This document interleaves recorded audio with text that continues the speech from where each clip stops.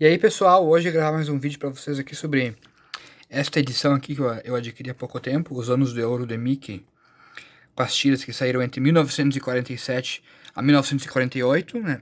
Esse aqui é o título As Aventuras de Squalo e Outras Histórias. Nessa edição aqui marca a primeira aparição, né, a criação do personagem Squallows, que se tornou bastante conhecido na história de quadrinhos do Mickey, quando ele foi criado, e aqui onde ele foi criado, né, no final da década de 40, por Floyd Gottfredson e Bill Walsh. Eu não li tantas tiras dessa coleção aqui do Mickey. Eu li 2 volumes até o momento apenas da década de 30, tá? 2 volumes da década de 30, lá, que tem algumas histórias mais famosas do Gottfredson. E depois eu li este volume aqui, né, que eu achei inferior àqueles 2 da década de 30, mas que tem o seu... mas que é interessante, sim, mesmo assim, apesar de eu ter achado inferior aqui. Vou mostrar uma pequena edição pra vocês e falar brevemente o que eu achei pelas histórias, né. Como sempre, você vê, é muito bonito, né, o acabamento é bem muito bonito, tem a introdução ao volume, né, com todas as histórias da edição, histórias curtas, O Homem da Manhã, onde aparece o Squallows, né, depois tem mais...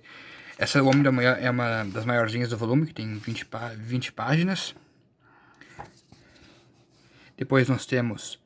Não, 30 páginas, tem 30 páginas, não 20 páginas. Depois nós temos o Adivinho, Os Poderes de Squallows, né, histórias menores aqui. O Ladrão Fantasma, A Crise de Squallows, O Atom Guarda-Chuva, que tem 20 páginas. E depois nós temos O Espião Poeta, que tem 30 páginas novamente.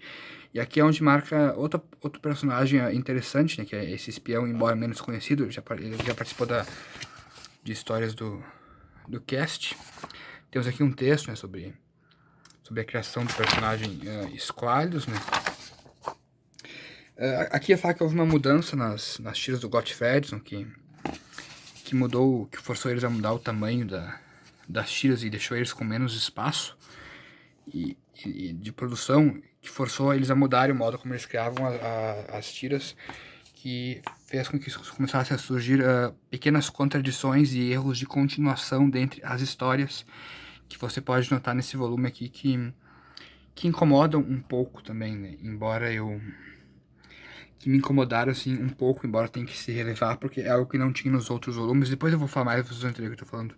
Aqui nós temos essas historinhas curtinhas aqui, né, que começam coisas de cachorro, o mistério do vizinho. Essas historinhas assim são engraçadinhas, são bonitinhas, são muito bem desenhadas, mas não são grande coisa assim, né, são meio qualquer coisa, essas pequenas histórias curtas aqui. Mickey Babá, tá? Aqui vem o destaque da edição, né, depois dessas histórias curtas, que é O Homem da Manhã, onde a gente conhece o Squallows, né, que o Mickey encontra ele no meio de uma caverna, né, ele entra numa caverna, cai num buraco lá e aparece o Squallows, né, ele se assusta, né, com o personagem, até ver que ele é inofensivo aqui. A aparência dele tá um pouquinho diferente depois do que ele ia ficar. E o roteiro não deixa bem... O roteiro diz, né, que o Squallows é um homem do futuro, embora não diga exatamente como...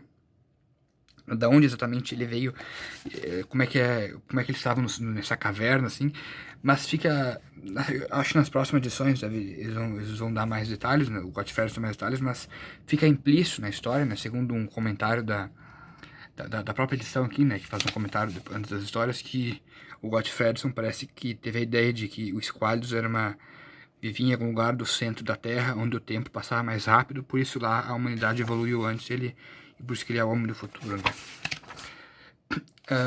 Nessa história aqui, é basicamente uma junção de várias gags, né, que mostra o Squallows tentando se adaptar à vida de uma pessoa normal, né. Ele vai entrando em confusão, assim, com os afazeres do mundo real. E aqui tem uma coisa interessante que é que nasce daqui, né, a ideia do ceticismo do Pateta, que o Pateta é um personagem cético. Como assim?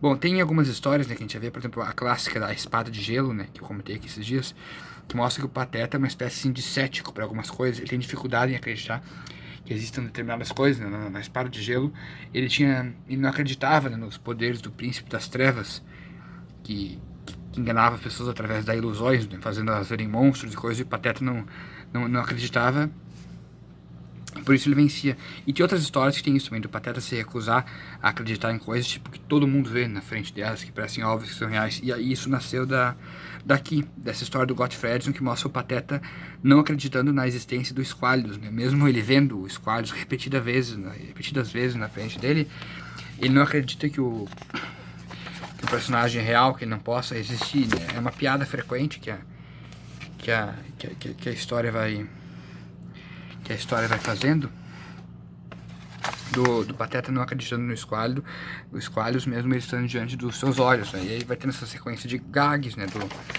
do Squalius, né, se adaptar ao mundo moderno, os cientistas que querem analisar ele, aí vai fazer um monte de piadinha assim, né, esse estilo de piadinha comum aqui, o Pateta não acreditando nele, como sempre, mesmo ele tentando convencer o Pateta, até que no final, né, o Pateta só acredita no final quando o Squalius acaba salvando a vida dele num acidente, né, aí que o Pateta acaba acreditando, assim, essa aqui é uma das histórias mais divertidas, né, da edição, mesmo sendo uma história simples. Aí nós temos uma sequência de histórias curtas, com Squalius, né, seguindo a mesma linha, histórias legaisinhas, assim, vendo essa, depois tava indo essas histórias aqui, o Gottfredson e o Auschwitz desenvolvendo a personalidade do Squalius, né, como um inventor, tá, como um cara inteligente que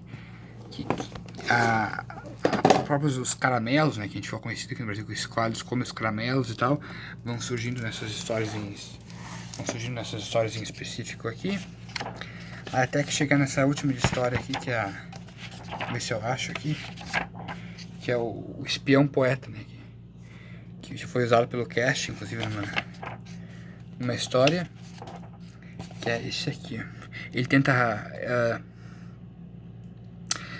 esse personagem aqui, ele tenta roubar uma invenção dos Squalius, né, que é um tipo de guarda-chuva que protege quem usa fica protegido de qualquer tipo de dano, inclusive da bomba atômica, né? Essa história foi produzida durante a União Soviética e tinha toda essa questão aqui de espionagem, de guerra, de medo de guerra, de coisas tipo acontecendo. E essa aqui é uma história bem interessante da edição, assim, é uma das histórias mais interessantes da edição, embora eu acho que incomode um pouco uma série de pequenas contradições e erros que vai acontecendo na história, né? Por exemplo, o Squalius, ele tem o poder, né, a habilidade de prever o futuro, mas em algum momento da história isso some do nada, assim, né, e coisas do tipo assim que vão incomodando um pouco, assim, que eles vão mudando a todo momento, como eu disse, uma coisa que surgiu a partir desta edição. Tem algumas peculiaridades interessantes, né, que vai notar como que por ser uma história de ser uns jornais na década de 40, né, ela tem coisas que hoje em dia nunca seriam permitidas, né, como você pode ver. Tem até uma cena aqui que mostra um homem morrendo, olha só. O cara, ele bota aqui, o parceiro do espião poeta, ele bota o guarda-chuva que o guarda-chuva atômico que o Squalius criou, ele bota na cabeça e do nada ele é desintegrado, olha só. Claro que não tem violência, não tem nada, mas o cara literalmente morre, né? O roteiro fala, ó. Ele bota o guarda-chuva e o Squalius, é uma cena bizarra, né? Porque não faz muito sentido o Squalius, que o guarda-chuva não tinha sido muito bem... não tinha sido pronto, ajeitado para ser usado, mas ninguém foca tinha esse poder. Aí do nada o cara some e é desintegrado, olha. Acho que falta um pouco de óleo, o Squalius falou, tipo, do nada assim o cara é dissolvido. Nem é dito que o guarda-chuva tinha esse poder, ó. E o cara é desintegrado e morre, né? Ele literalmente morre, ele não volta mais. E tem assim, é uma cena assim que hoje em dia nunca se é permitido, né? Eu acho, botar um personagem morrendo assim numa história Disney. Há outras cenas um pouco fortes, como essa aqui que o espião negro sufoca a parceira dele pra se livrar dela, né? Embora não mostre ele sufocando ela, depois é encontrado ela desacordada e não é dito se ela sobreviveu ou não, né? Enfim, depois é claro que o Mickey e os Squalius derrotam o espião poeta, umas cenas assim meio estranhas, um pouco assim.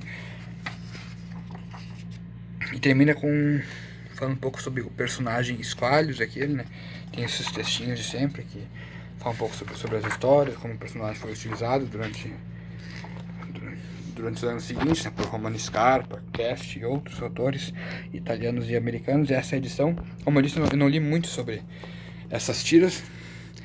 Eu li 2 volumes da década de 30. Essa é interessante e divertida, né, apesar de ter achado inferior, né, bem inferior às 2 da década de 30, como eu li.